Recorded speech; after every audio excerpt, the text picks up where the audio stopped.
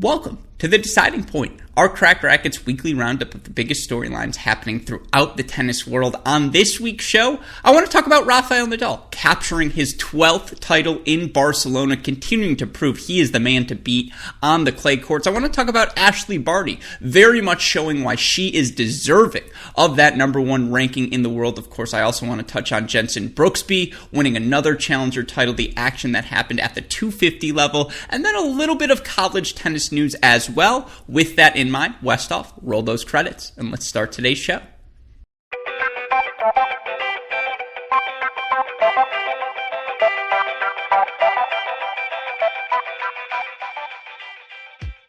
While the 500 level events got the spotlight this week on the ATP and WTA tours, there were a couple of fascinating 250 level events that I want to touch on here now. We'll start on the women's side, where Sorana Cirstea earned her second career WTA Tour level title, but her first since the 2008 season. And you look at Cirstea's run on her pathway to the title in Istanbul, simply outstanding. You can't say, oh, it was a fluke draw. Oh, all the good players were over playing the event in Stuttgart. No. Sorana Cirstea earned every bit of her title this week. Doesn't drop a set, knocking off Anastasia Potapova, the talented young Russian, knocking off talented young French woman, number 12, by the way, on Tennis Abstract's clay court ELO ratings in Fiona Ferro. She then knocks off talented young Ukrainian hard-hitting Marta Kostyuk, and then a 6-1, 7-6 victory over Elisa Mertens in the final that saw Sorana Cirstea just hit Mertens off of the court. And what was so amazing in that final in particular, it felt like the dam was about to burst. It felt like Mertens was going to capture that second set, perhaps from there run away with the match, that Cirstea had just kind of lost the rhythm. Mertens goes up 5-2 in the second.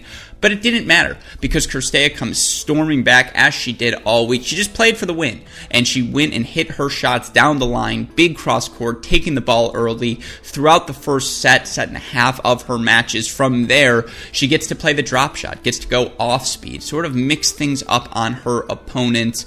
Again, you look for Cirstea, who has a career high ranking inside the top 30 and is now 20-11 in her last 52 weeks. But certainly this was unexpected, that she hadn't made a final since 2019, that she hadn't won that title since 2008, that this was only the second WTA level final of her career on clay courts, and that it came against the gauntlet of opponents that it did without her dropping a set.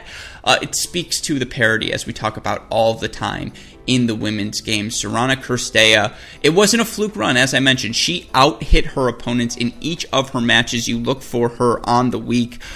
She was able to win about 60% of both her first serve points, but then also about 50% of her return points in general as well. That's a pretty good recipe in terms of finding your way into the winner's circle. It felt like every time her serve got broken, she was immediately able to break back.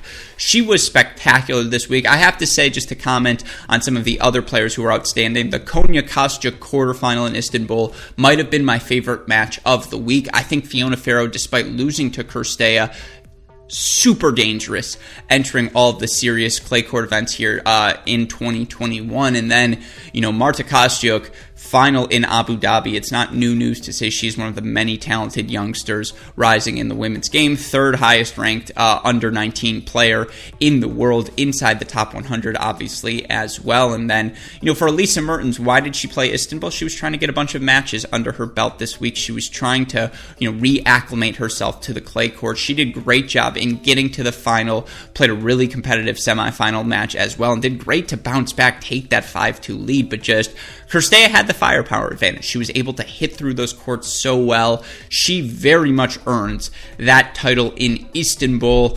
On the men's side, what a tournament in Belgrade, Serbia. It ended with Matteo Berrettini in the winner's circle. He earns the fourth ATP title of his career, first since 2019, and for him to get that after dealing with so many injuries over these past 15 months, impossible to not feel good for, I believe, currently 24, but he'll turn 25 at some point this year, 25-year-old Italian who his backhand's gotten better And in that match against Karatsev in the final was a 3-set win for Berrettini, 7-6 in the third. As the match went on, Berrettini just realized that, okay, Karatsev's going to try and keep picking on my backhand. Every time I hit a slice, he's running around it, hitting that inside-in forehand to open up his down-the-line forehand that ultimately he moves in behind. And, for Karatsev, we've talked about him so much here, 41-15 now since the tour resumed, and the 2 clay court challenger titles. He beats Djokovic in the match of the tournament in the semifinals. His game just so smooth. His ability to turn defense to offense, keep you on hit your back foot, but also his ability to absorb and redirect pace, his hands at the net. He's the real deal. He belongs in the top 20. He is one of those guys, much like Rafael Nadal, who's a top 16 player in both hold percentage and break percentage over these last 52 weeks. But again, to get Berrettini, he's driving through the backhand better, wasn't so reliant on the slice, was comfortable hitting through the two-handed backhand return and hitting through it in rallies as well. And the ball wasn't just sitting in the middle of the court. He actually got good drive, good depth, good pace, and it allowed him to set up inside out, inside in forehands, move forward. Of course, his first serve is still one of the top 5 serves on tour and sets up everything else he wants to do, but, the 250 in Belgrade overall, that semifinal match was the match. And for Karatsev to outgrind Djokovic, and Djokovic had early break leads in set 1 and set 2, and I think he actually had a chance for an early break lead in set 3, but ultimately wasn't able to get the break. Karatsev then goes from there to break Djokovic in that next game. Funny how often that happens. It was noticeable how difficult it was for Novak to generate pace, for him to just hit Karatsev off the points. And of course, that's never been Novak's game, but he does find ways throughout matches to earn a couple of easy points, whether it's taking a return early down the line, whether it's going for the big +1 ball, incorporating the drop shot, whatever it may be. It was a little bit harder for him to do that, and that's been a theme for him in both of the clay court events he's played this season. And again, that's 3 out of 5 sets to out-physical Djokovic. That might be the toughest task to ask out of anyone in tennis history, but Karatsev was, able to do it. His ability to, again, be decisive, that inside-in forehand, is it beautiful, his comfort moving forward, he was outstanding. Again, it was a nice week, by the way, for Filip Krajinovic, who found his rhythm there as well. But overall, Berrettini and Karatsev, as well as Sorana Cirstea, your stories from this past week's 250 events.